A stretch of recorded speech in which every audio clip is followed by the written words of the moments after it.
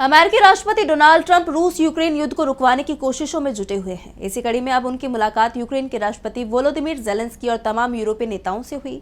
इस दौरान ज़ेलेंस्की ने जहां युद्ध विराम पर जोर दिया, तो वहीं यूरोपीय देशों ने रूस की शर्तों को पूरी तरह खारिज कर दिया, जिसके बाद सीज फायर की संभावना और दूर होती नजर आ रही है।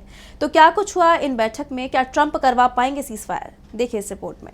रूस यूक्रेन युद्ध को रुकवाने की कवायद जोर शोर से चल रही है। इसी सिलसिले में अमेरिकी राष्ट्रपति डोनाल्ड ट्रंप ने ओवल हाउस में यूक्रेन के राष्ट्रपति वोलोदिमीर ज़ेलेंस्की से मुलाकात की और युद्ध रोकने के लिए तमाम शर्तों पर चर्चा की।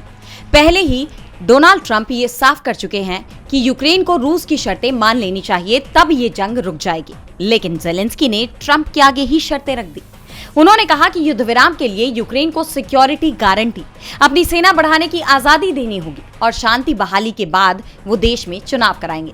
लेकिन सवाल ये है कि क्या इन शर्तों को पुतिन की मंजूरी मिलेगी? ट्रंप के लिए इसे बड़ी चुनौती के रूप में देखा जा रहा है, लेकिन उनकी मुश्किलें यहीं खत्म नहीं होती।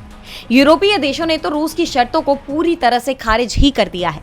ज़ेलेंस्की से बैठक के बाद जब ट्रंप ने Germany, Britain, France, Italy, Finland, यूरोपीय संघ के नेताओं और नाटो के महासचिव के साथ बैठक की, तो उन्होंने ये साफ कर दिया कि यूक्रेन रूस को अपनी जमीन नहीं देगा। यूरोपीय नेताओं ने साफ कहा कि युद्ध विराम समझौते में यूक्रेन की संप्रभुता और सैन्य शक्ति से खिलवाड़ नहीं किया जाना चाहिए। जर्मन चांसलर फ्रेडरिक मर्ज ने यूक्रेन से डोनबास छोड़ने की रूस की मांग को ठुकराते हुए कहा कि ये बिल्कुल वैसा ही है जैसे अमेरिका से फ्लोरिडा छोड़ने के लिए कहा जाए, जिसके बाद युद्ध विराम की ये कोशिश भी फेल होती नजर आ रही है। हालांकि ट्रंप का कहना है कि सीज फायर मुमकिन है अगर ज़ेलेंस्की और पुतिन के साथ उनकी त्रिपक्षीय मुलाकात हो जाए। लेकिन क्या पुतिन ज़ेलेंस्की के साथ एक मंच पर आएंगे? ये देखने वाली बात होगी। डीबी लाइव की रिपोर्ट।